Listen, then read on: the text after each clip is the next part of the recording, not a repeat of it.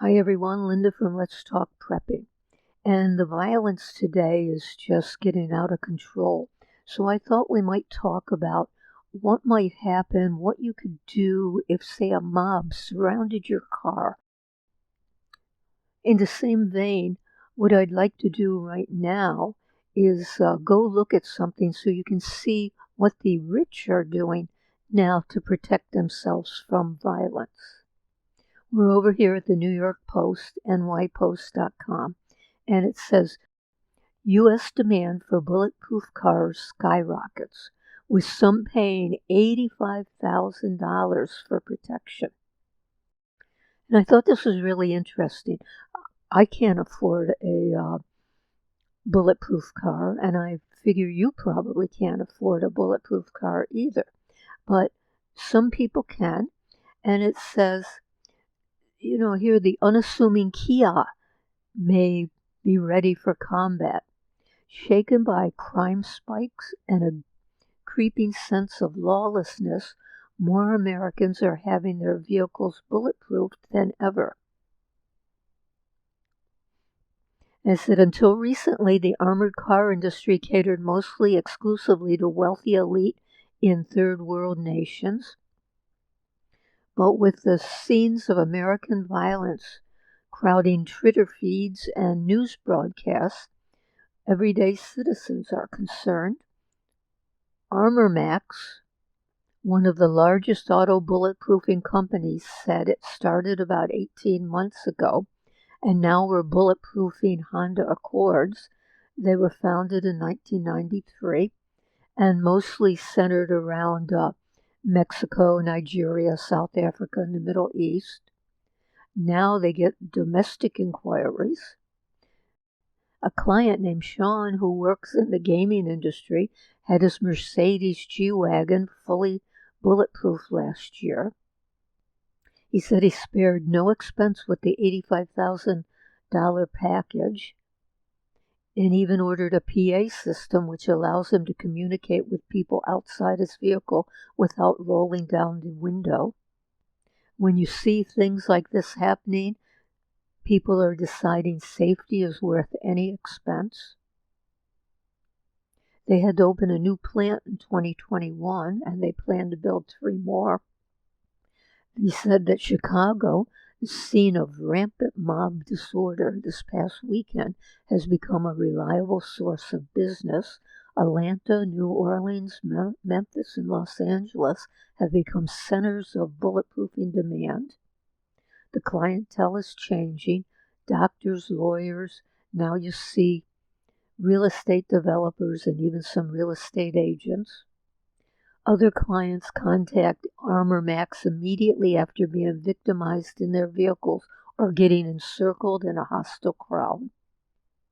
And if you want protection against AR-15s and M16s, that's going to be $10,000 more depending upon the size of the vehicle.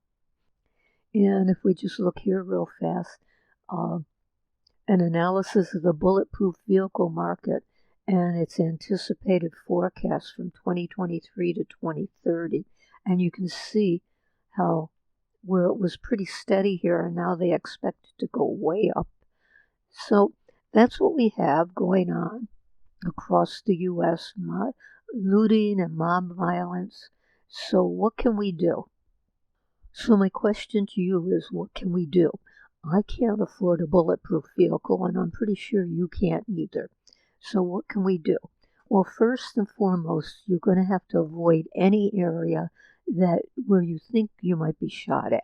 And that would mean no inner cities or anything like that. Now, the problem that's going to occur is that as things get worse, we're going to have more violence spreading out first to the suburbs and then to the rural areas. So you're going to have to avoid going to the grocery store, going to Home Depot, places like that. And of course, the only way to avoid that is to be fully prepped, or as prepped as much as possible. So what happens, though, if you're trying to bug out, for instance, or anything, when you're driving and you find yourself encircled with a hostile crowd? It's going to be a terrifying experience. But knowing how to escape a mob attack is essential. And I wish I could tell you these are foolproof ways, but they're not. They're just going to give you an idea, some tips on what might help you get out of the situation. The best thing is just never to be in this situation. So first you're going to stay calm because you don't want to panic, but it's important that you maintain your composure and think clearly. You have to assess the situation and look for a way to escape. And the best way to escape is to try to drive away. You might have to back up if the mob is blocking your vehicle. You might have to find a way to get around them. Might have to go up on a curb, onto the sidewalk. Maybe you can find a gap in the crowd that you can drive through. Maybe you can just back away. You've got to find some way to avoid them. Now, if you can't drive away and you really feel it's not going to be safe inside your car, you're going to have to get out as quickly as possible. Leave everything behind. Don't try to grab this or grab that. Just get out and try to get to a safe place. Try to get to a nearby building, an alleyway, to the edges of the crowd. Try your best just to blend in with the crowd. So it's going to be difficult because nothing here is really foolproof. That's the problem. So you're going to have to say, I'm not going to go into those areas. But again, sometimes you're not going to be able to avoid it. You're just caught unaware. One thing, too, if the mob is coming at you with their taunts and their threats and going to jump on your car, you don't want to engage with them. You don't want to make eye contact with them. And of course, if things are really getting out of hand, you want to stay off all the main roads.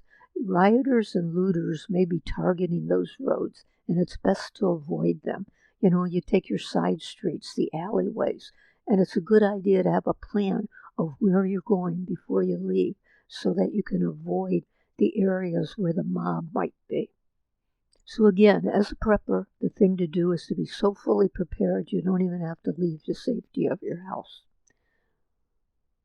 If you have any ideas, any comments, anything that we could do that might help us avoid the situation, or if we're caught in this situation, how we can get out of it, please let us know in the comments below. And if you've bulletproofed your car, let us know. It would be interesting to see if you're happy with it, how much it cost, and everything else. And please subscribe. Thank you for watching.